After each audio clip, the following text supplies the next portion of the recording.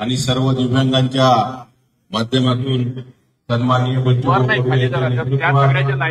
आणि सर्व शेतकरी संघटनेचे नेते त्यांच्या नेतृत्वात अभूतपूर्व रास्ता रोको आपण केलेला आहे आणि या पद्धतीनं हे आंदोलन बच्चू भाऊनी मागच्या 8 महिन्यापासून पुढे नेलं. अतिशय चांगला प्रतिसाद शेतकऱ्यांमधून मिळाला आहे. परंतु ज्या पद्धतीने सरकार पुढे यायला पाहिजे होतं त्या पद्धतीनं सरकार पुढे येत नव्हतं. म्हणून त्या पद्धतीने बच्चू भाऊनी आणि सर्व आमच्या नेत्यांनी सरकारचं नाक दाबलं आणि आज आपण सन्माननीय बच्चू भाऊ आपल्याला करतीलच. या संदर्भात जरांगे साहेब सुद्धा आपल्या या शेतकरी शेतमजुरांच्या लढ्याला पाठिंबा देण्यासाठी आले. मी त्यांचे मनापासून आभार मानतो. सर्वांनी टाळ्या वाजवून त्यांचं स्वागत करावं आणि जास्त वेळ न घेता, कारण भाऊंना सुद्धा आता मुंबईला जावं लागतं, म्हणून जास्त वेळ न घेता बच्चू भाऊंना विनंती करतो की त्यांनी मार्गदर्शन करावं. खरं तर काल कोर्टाचा आदेश आला आणि पावसाने आपली हजेरी लावली. नेमका 2-3 दिवस निसर्ग म्हणा किंवा परमेश्वर झाले, म्हणून आपण सगळ्यांनी एकदा पुन्हा काळामधून खरं तर या आंदोलनाची सुरुवात करत असताना जसं आम्ही सगळे शेतकरी नेत्यांना एकत्रित आमंत्रित करून आपण याची एक मूठ बांधण्याचा प्रयत्न केला प्रमाणे, कारण नेते एकत्र झाले का शेतकरी एकत्र व्हायला सुरुवात होईल. आणि मग ते नेते सगळे एकत्रित झाले, त्याची मूठ बांधली आणि कमी काळामध्ये या आंदोलनाची मोठी तयारी आपण केली. 150-200 सभा आपल्या झाल्या, 7 दिवसाचं अन्नत्याग झालं, पदयात्रा झाली, तेव्हा आंदोलन झालं, रक्तदान आंदोलन झालं आणि आता या टप्प्यामध्ये आपण पोहोचलोय. आपण ओबीसी नेत्यांना पण पत्र दिलं होतं, सगळ्यांना प्रकाश आंबेडकरांना पण हे पत्र दिलं होतं, राजकीय पक्षांना पण आपण सगळ्यांना पत्र दिलं होतं. त्यापैकी काँग्रेसनं आपल्याला जाहीर पाठिंबा केला. काही काँग्रेसचे मंडळी कार्यकर्ते पण हजर होते, त्यांचाही आभार मानला पाहिजे. दुसरं राष्ट्रवादी शरद पवारचे गट हे पण पाठिंबा दिला. ते स्वतः मला वाटते अमरजी काळे, देशमुख हजर होते आणि नंतर उद्धव बाळासाहेब ठाकरेंच्या तिकून जरी अधिकृत पाठिंबा नाही आला तरी उमेश पाटील खासदार साहेब ते सुद्धा आंदोलनात मला वाटतं हजर होते. आणि मग अशा सगळ्यांना देत असताना आपण जरांगे साहेब जेव्हा आले, मागच्या आंदोलनात सुद्धा ते आले होते. त्यांचं एक वाक्य फार महत्वाचं आहे का, मी ओबीसी म्हणून नाही तर एक मराठा म्हणून नाही, तर मी इथे शेतकरी म्हणून आलेलो आहोत. हा मोठी खरं तर ही फार मोठी गोष्ट आहे. आणि मला आता एका पत्रकारांना फोन केला, आता विचारले तर तुम्ही आता तुमच्या आंदोलनाला वेगळी दिशा भेटणार का? म्हणजे बिलकुल भेटणार नाही. एखाद्या मोठ्या माणसाचा कार्यक्रम असला तर मग सगळेच विरोधक तिथं जाते की नाही जात, एरवीत जातं, लग्नात जातं, मरणात जातं, मग तिथं अडचण येत नाही सर्व पक्षांनी या. तर शेतकरी म्हणून सर्वजणांना एकत्र यायला काय पाहिजे, ते मोठे पण पाहिजे. तसं माझ्यासारख्या लहान कार्यकर्त्यांना सुद्धा, कमी अनुभव असताना सुद्धा हे सगळे शेतकरी नेते एकत्र आले का नाही आले, त्यांचं मोठे पण हे सगळे आमचं नाही, तर ते सगळे नेते एकत्र आले म्हणून ते शक्य झाले. म्हणून लक्षात घ्या का हा मोठेपणा स्वीकारासाठी सुद्धा खऱ्या अर्थानं आम्ही पाहतोय कधी कधी कमीपणातून मोठेपण सिद्ध होत असतं आणि ते खरं तर जरांगे पाटील साहेबांनी ते दाखवलं आहे. नेत्यांनी पण अजितदादा नवले असेल, राजूजी शेट्टी असेल, वामनराव चटप असेल, तुमचे विजय चावंदे असेल, तुमचे प्रकाशजी गोरे असेल, तर आम्ही बरोबर आम्ही या नेत्यांचे कार्यकर्ते म्हणूनच राहिलो. त्याच्यामुळे या मोठ्या नेत्यांसाठी आपण टाळ्या वगैरे पाहिजे, कारण यांनी जर या मोठ बांधणीमध्ये हे एकत्र आले नव्हते तर हे शेतकरी नेते एकत्र दिसले नव्हते. या आंदोलनाचं सगळ्यात मोठं यश आहे. एका आत्महत्या करणाऱ्या शेतकऱ्याला तुमची वज्रमुठ दिसेल, आत्महत्या करता करता तो थांबलं तरी ते पुण्य आपल्या पत्री येणार आहे. म्हणून आंदोलनात काही गोष्टी नाही भेटल्या तर काही गोष्टी फार मोठ्या उभ्या राहतात. तुम्ही लक्षात घेतलं पाहिजे. एकदा ही वज्रमूठ उभी झाली का आता याच्यातून एक चांगलं भविष्य शेतकऱ्यांच्या आंदोलनाचं निश्चितच उभं राहील. ह्या सुद्धा त्याच्यातून अपेक्षा आहे. मीडियाने सुद्धा फार चांगला आम्हाला प्रतिसाद दिला. खूप व्यवस्थित त्यांनी भारतभर महाराष्ट्रभर हे आंदोलन केलं. लोकांच्या मनापर्यंत नेलं. वरचा देव पावला आमचा देव पावते का नाही पावला हे आपल्याला होऊ शकतं. कधी कधी आंदोलनात आपण जिंकतो हात कधी कधी हरत आहे. आपण शरद जोशी तर एक वाक्य फार म्हणा म्हणजे एखादा निर्णय झाला का त्याचे 10 विरोधी तयार होत असतात आणि चांगला निर्णय कधी कधी आपल्याला विरोधात वाटत असतो. बऱ्याच आंदोलकाच्या बाबतीत नेहमीच होताना आपण पाहतो. पण आंदोलन करतोय हे फार निर्णय कमी जास्त होतातच. कुणाचे आयुष्य छत्रपतीच्या काळात एखादा निर्णय चुकले तर आपण गाडी चालवताना इकडे जाऊ का तिकडे जाऊ थोडंसं चुकलं का अपघात होतो. पण त्याची आपण नेहमी आपण पाहिजे का त्याची खबरदारी आपण घेणं गरजेचं असतं. होऊ शकतो काही एखादा निर्णय करून सगळ्याच कार्यकर्त्याने पटत असं नाही होत. ते त्याच्या दिमागातून आलेला विचार असतं. त्याला असं वाटतं का नाही असं केलं तर हे बरं झालं असतं तसं केलं असतं बरं झालं असतं. याला ते फार महत्व असते. आपली प्रामाणिकता त्या आंदोलनाबाबत असते. तुम्ही निर्णय चुकला म्हणजे तुमचं आयुष्य चुकलं फार. तुम्ही काय बेमानी केली लोकांसोबत असतो होऊ शकत नाही. आम्ही त्या मुद्द्यासोबत प्रामाणिक असलो पाहिजे हे फार महत्वाचं. कर्जमुक्तीचा धागा तो या ताईनं आम्हाला बांधला. ते पदर फाडून जे आपल्याला बंधन बांधलं ते बंधन त्या बंधनासाठी चिपळूण मरायला सुद्धा तयार नाही. काही काळ कमी जास्त होऊ शकतो मान्य आहे. आंदोलन उभं करायला काही फार मोठी गोष्ट नाही. आता आपण सगळे तयारीचे पट्टे झालो. त्याच्यानं आता आपल्या मंडळातलं आंदोलन डोक्यात गेलेलं आहे. त्याच्यानं ते आंदोलनाची तयारी ही काही फार मोठा विषय म्हणून तुम्ही सगळे समजदार आहात. आपण हे घेऊनच येऊ नाही यश घेतलं तर आंदोलन करायला काही आपल्याला काही कोणाची परवानगी पाहिजे का. कोणाची परवानगीची गरज नाही आहे. त्यानं आज मनोज दादा इथं आले मलाही बरं वाटलं. आम्ही ओबीसी नेत्यांनाही यावं अशा अपेक्षा होत्या. ते नाही आले तर त्यांचा प्रश्न आहे. ते नाही आले म्हणून ते वाईट आहे असंही आम्हाला म्हणायचं नाही आहे. ते आम्ही असं म्हणू शकणार नाही. माझा शेतकरी सगळ्या जाती सगळ्या धर्मात तो सगळ्या पार्टीत आहे गटात आहे. आणि तो शेतकरी म्हणून उभा राहतो. आणि हे आता आयुष्य तो शेतकरी म्हणून उभा राहिला पाहिजे.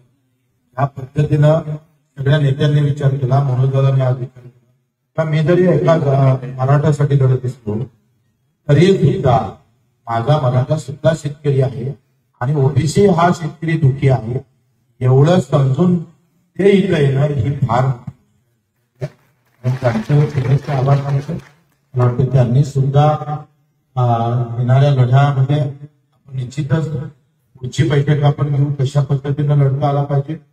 उद्याचं आंदोलन लय लोक आहे कुठं करायचं काय करायचं मीटिंग नंतर आपण लगेच कारण आज हा मंगल कार्यालयात आपले कार्यकर्ते बसलेले आहेत. आपण शिफ्ट केलेला आहे. बैठक झाल्यानंतर पुन्हा आपल्या बरोबर आपण इथे येऊ पुढच्या आंदोलनाची दिशा. धन्यवाद. जय हिंद. मनोज दादा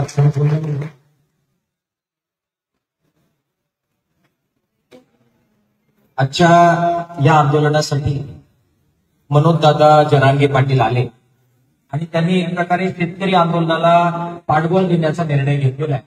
त्यामुळे आमच्या सर्व शेतकरी नेत्यांच्या वतीने विशेषतः बच्चू भाऊ आहेत, राजू शेट्टी साहेब आहेत, रविकांतजी तुपकर आहेत, मंचावर जानकर साहेब आहेत, माझ्या बरोबर सीपीआयचे नेते आहेत. सर्वांच्या वतीने परत एकदा त्यांच्या ह्या भूमिकेबद्दल त्यांचं कौतुक करतो आणि एकदा टाळ्या आपण त्यांच्यासाठी वाजवतो. इतर सुद्धा वेगवेगळ्या समाजाचे नेते पुढे येतील आणि जातीसाठी लढत असताना मातीसाठी सुद्धा लढायचं आहे, शेतीसाठी सुद्धा लढायचं आहे हे भान सर्वजण ठेवतील अशी अपेक्षा मी त्यांच्याकडून व्यक्त करतो. ही एकजूट आता वाढते आहे. सरकारने आता अधिक अंत न पाहता आजच्या बैठकीत तोडगा काढावा असं आवाहन आमच्या सर्व शेतकरी नेत्यांच्या वतीने सरकारला या ठिकाणी करतो.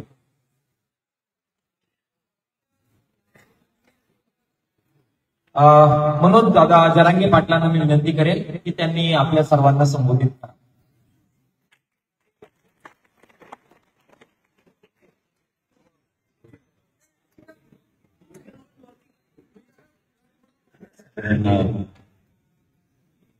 नमस्कार. सगळ्यांना जय किसान.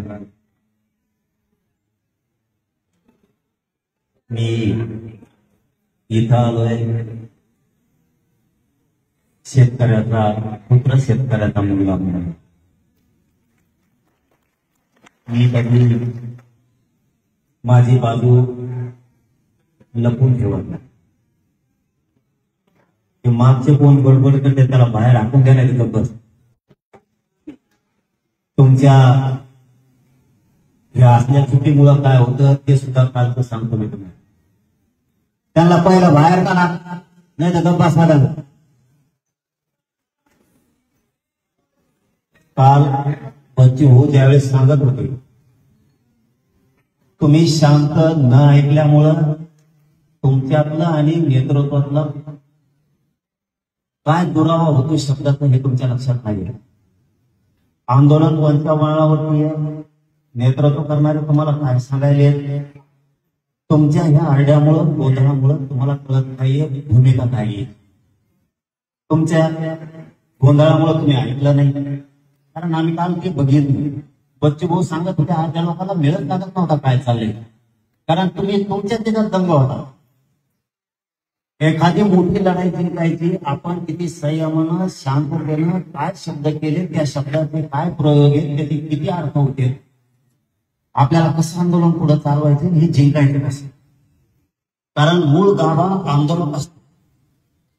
कुठल्याही आंदोलनाचा मूळ गाभा आंदोलक असतो. आणि ज्यावेळेस विकडून एखादा शब्द जातो त्यावेळेस त्यांनी जर तिकडं तो समजून घेतला तर आपल्याला भूमिका कळते. उदाहरण म्हणून सांगतो, याला जोडू नका इकडे तिकडं. मुंबईत आम्ही लाखानं गेलो, पोरं शांत ऐकत होते काय विषय, पुढं काय करायचं ठरलंय, आता काय करायचं ठरलंय आणि संध्याकाळी काय सांगणार आहे. नंतरच्या वेळेत ते तिकड जात होते, त्यांना माहिती तुम्ही पण बघितलं.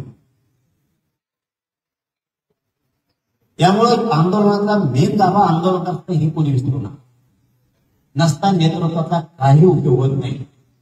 त्याची तळमळ, त्यांनी केलेले कष्ट व्हायला पाहिजे. आपण जे दृष्टिकोन घेऊन राज्यातून तुम्ही इथपर्यंत आला ते साध्य झालं. त्याच्यासाठी व्यवस्थित ठेवून लक्ष ठेवून आपण ऐकलं पाहिजे, काय काय येतंय, माहिती काय काय. बऱ्याचशा लोकांना मला वाटतं बच्चू भाऊ बोलले, नवले साहेब बोलले, कुलकर साहेब बोलले, आम्हाला जे वाटत होतं ना त्याच्यातल्या 25% लोकांना सुद्धा कळलं नाही हे काय म्हणून. कसे कसे ठरवायचे बाबा हो. तुम्ही 500 किलोमीटरहून इथपर्यंत एखाद्या मागणी मान्य करण्यासाठी आलात, तुम्ही जर लक्ष नाही दिलं तर ते कसं होणार. इथून पुढच्या काळात तरी शांतता, संयम ठेवा आणि काय दिशा आहे त्यावरती लक्ष ठेवायचं. विषय असा आहे, मी शेतकरी म्हणून इथं आलो आणि माझं मूळ येण्याचं कारण सांग.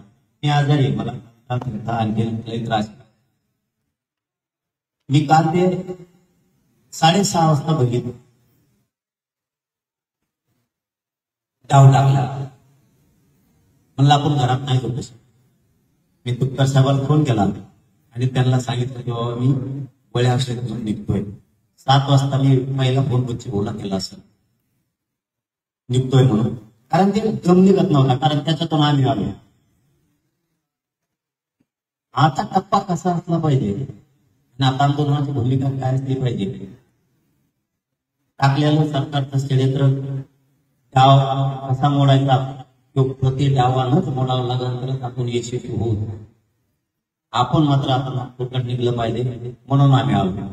आम्हाला तुमचं मुंबईचं ठरलेलं माहित नाही, बैठक ठरली का काय याचा नाही आणि त्याच्यात मी पडणार पण. कारण आंदोलन काढण्याची वेगळी वेगळी पद्धत असते. आमचं कसं काढायचं, तुमचं शेतकऱ्यांचं कसं काढायचं, तुम्ही उभी आहे त्याच्यात राहता. तुम्ही पूर्ण आवश्यक शेतकरी आंदोलनात खर्च केलं.